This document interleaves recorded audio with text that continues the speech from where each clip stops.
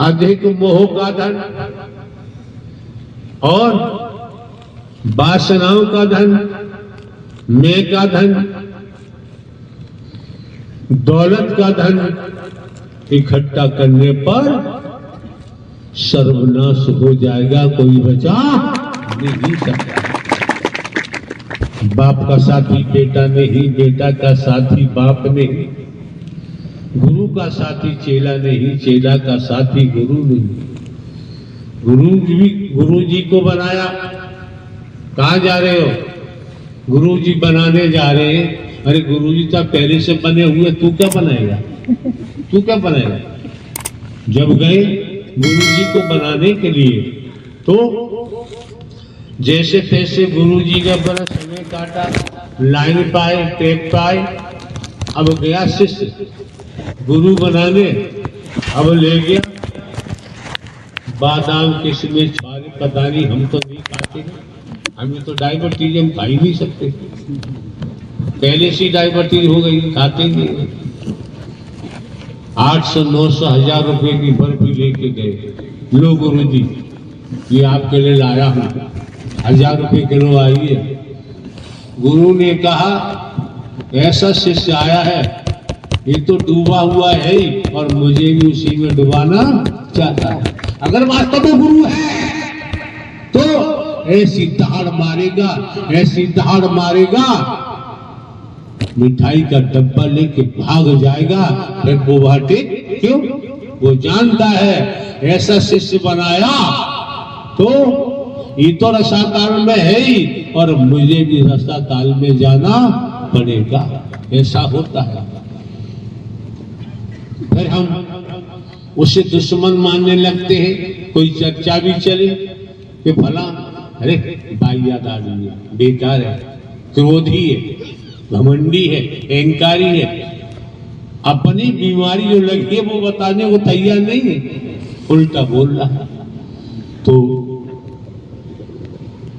ये भी जानते हैं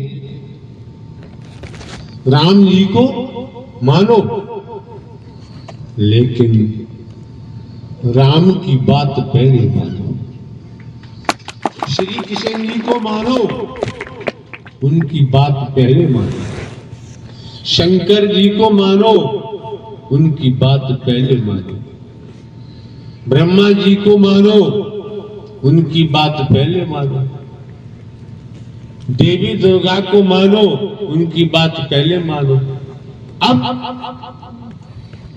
जहान में तलाश करो, शंकर ब्रह्मा विष्णु राम कृष्ण कहां मिलेंगे? जहां मिले वहां जाओ, देखो, उनकी मानो।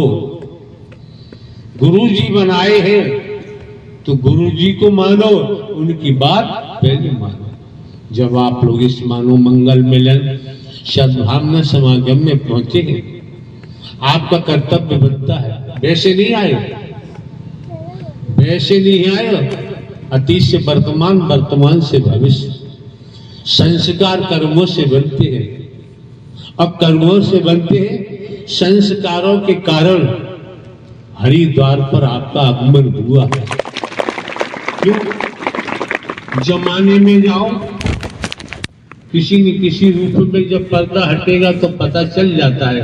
यहाँ पर हम किसी को काला गोरा नहीं देखते हैं, गरीब अमीर नहीं देखते हैं, छोटा बड़ा नहीं देखते हैं, वर्गवास से हम किसी को नहीं देखते हैं।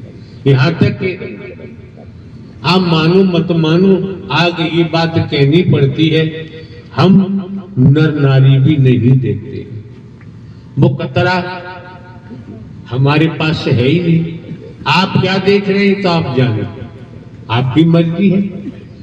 आपकी मर्जी में अपनी मर्जी हम नहीं मिला सकते। क्यों नहीं मिला सकते? एक सज्जन गए, हाथ में बाल्टी है, दूधिया हलवाई से कहा, लो भाई साहब ये 200 रुपए, और 200 रुपए का दूध हमारी बाल्टी में कर दो। रुपए 2 से लिए हलवाई ने, गले में डाले। जब बाल्टी हाथ में आई तो दूधिया ने कहा, भैया ये बाल्टी गंदी, अंदर भी गंदी है, बाहर भी गंदी है। इसे साफ करके लाओ। गंदी बाल्टी में हम दूध नहीं कर सकते। लो 200 रुपए, अरे ऐसी में कर दो, गंदी में हम नहीं करेंगे, हलवाई ने मना कर दिया। अब हम देखें स्वयं के शरीर को, स्वयं के जीवन को, कि ये कितना गंदा है, ये कितना गंदा है। कैसे गंदा है पता चल रहा है, समझ में आ रहा है। ये मटका है शरीर एक मटका है, इसमें 9 द्वारे हैं, सभी जानते हैं। कहोगे ना 9 द्वारे हैं, जो इसमें भरा जाता है वो 9 द्वारों, कोई दर है, कोई द्वार है, उससे भरा जाता है और द्वारों से निकलता जाता है। तो आप समझ सकते हैं, जब मटके में 9 द्वारे हैं, उसमें एक बूंद जल टिकने वाला नहीं। कब टिकेगा? समझो जरा, हमारे द्वारा अनेकों बार कहा गया है आत्म समर्पण। उस मटके को जल में डुबा दो और जल में डूबने के बाद फिर एक बूंद बाहर निकलने वाला नहीं। ये तरीका है। तो समर्पण की बात आती है।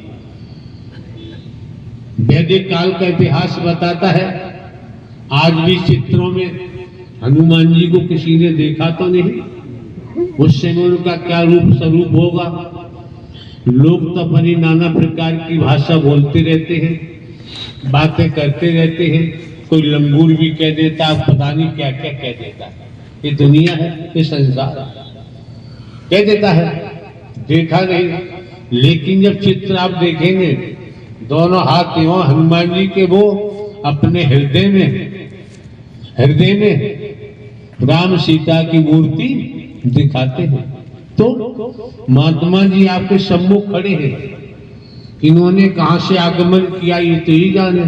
संस्कार रहा होगा, त्याग रहा होगा, तपस्या रही होगी, के कारण जो वर्तमान में दिव्य स्वरूप परमात्मा, जो ब्रह्मांड के रचयिता है, न आते हैं न अंत है, न जन्मते हैं न मरते हैं, परम लाइट है, परम ऊर्जा है, उनका दीदार, उनका दर्शन महात्मा जी ने वर्तमान में किया न होता तो महात्मा जी खुद ही अपने को भगवान मानते हैं, हकीकत की तरफ इनका ध्यान नहीं जाता। वही बात आती है, क्यों? जन्म लेने वाला, मरने वाला परमात्मा हो ही नहीं सकता। मौके बार बार नहीं मिलते हैं, समय बार बार प्राप्त नहीं होता है। ये मौका मिला है, जो समय मिला है, वक्त मिला है, आप इस मनोमंगल मिलन सद्भावना समागम में पधारे हैं, सत्य के साथ में आए हैं। तो जिसलिए नर नारी का शरीर मिला है, जो सुन रहे हो, पूर्व में भी अनेकों बार कहा गया है कि जब आपका, आपकी बहन बेटियों का, युवाओं का आगमन सत्य के साथ में हुआ है, आपका कर्तव्य बनता है एक एक शब्द को मन लगा के श्रवण करें, ठीक से सुने, सुनने से वंचित न रहे, सुनकर कर्म में ढालें, व्यवहारिक रूप दें, तो आपके जीवन में अभूतपूर्व परिवर्तन हो सकता है। एक बात बताओ, परमात्मा के पास क्या शक्ति है? जब दिखाई नहीं देता परमात्मा, तो शक्ति का क्या पता? आपके पास क्या शक्ति है? सबके पास क्या तक शक्ति है, ताकत है? आपके पास है, आपके पास है, आपके पास नारायण हरि परमात्मा की दी हुई आंखों की शक्ति है। अगर आप जस की तस इस आंखों की शक्ति को देखेंगे तो सामने वाला जस की तस दिखाई देगा। इन आंखों से आप बुरी निगाह से देखेंगे इनको, जो आपकी बहन बेटियां हैं, इनको बुरी निगाह से देखेंगे तो जूते पड़ेंगे, बचेंगे क्यों? शक्ति तो है, परमात्मा ने दी है, उसका आप दुरुपयोग कर लो। और इन आंखों की शक्ति से आप इनको देवी स्वरूपा देखेंगे तो आपको सकारात्मक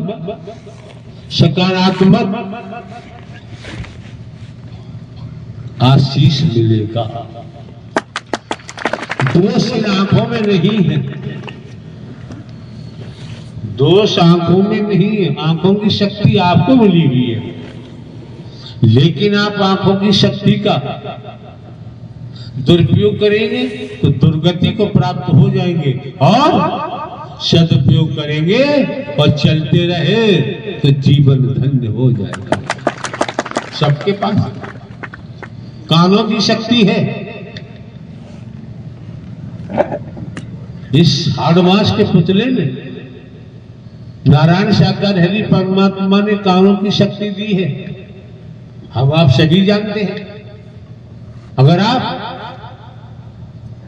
सूर्पणखा को सुनोगे तो लंका तबाह हो जाएगी कि भैया वो वनवासी है, उनके पास एक पत्नी है, बहुत सुंदर है, वो तुम्हारे लायक है। गड़बड़ हो गया। सूर्पणखा की बात सुनकर अपहरण किया, ऐसा लेख कहता है। एकलक पूत सवालक नाती, रावण के घर दिया न बाती। रावण का इतना भारी कुलवा था, रहा नहीं कोई रोने वाला। कानों की शक्ति होगी, जुबान की शक्ति जीती आपको। ऐसी वाणी बोलिए मन का आपा खोए, और उनको शीतल करे आपो शीतल हो, तो प्रेम व्यवहार बढ़ेगा, दंगा फसाद नहीं होगा। और आपने इसी जुबान की शक्ति से मां बहन की गाली दे दी तो महाभारत होगा, बचेगा। शक्ति तो आपके पास है। और कहां तक गाथा कहेंगे, जिस्मानी ताकत आपके पास है, सदुपयोग करोगे परिणाम कैसा आएगा, और दुरुपयोग करोगे तो परिणाम कैसा आएगा। ये आप पर निर्भर करता है, किसी दूसरे पर निर्भर नहीं करता है। और मौके बार बार नहीं मिलते हैं, समय बार बार प्राप्त नहीं होता है। छल कपट छोड़ो, झूठ छोड़ो, धोखा देना छोड़ो। हम इतने सातिर हैं, इतने सातिर हैं, इतने सातिर बन चुके हैं, हम अपना राज्य साम्राज्य बढ़ाने के लिए दूसरों को गुमराह करते हैं, उन्हें आरोपित करते हैं, किस किस तरीका से उन्हें नवारते हैं। भूल गए तुम्हें जो जिस्मानी ताकत मिली है, आप इसका दुरुपयोग कर रहे हैं, इसका खामियाजा भोगना ही पड़ेगा। बिना भोगे बच नहीं सकते। परमात्मा नारायण साकार हरि का विधान है, इनके विधान से बचना ब्रह्मांड में किसी के बस की बात नहीं। क्यों? ये संसार पूरा ब्रह्मांड कर्म करने को स्वतंत्र है, भोगने के लिए परतंत्र है। भोगना नारायण साकार की संपूर्ण ब्रह्मांड में सदा सदा के लिए जय जयकार। कुछ दिन पहले हमारी मौजूदगी दौसा शहर राजस्थान में थी। वहां का जो हमने मंजर देखा, वहां के हालात देखे, वहां के लोगों को हमने परखा। एक एडिशनल एसपी पुलिस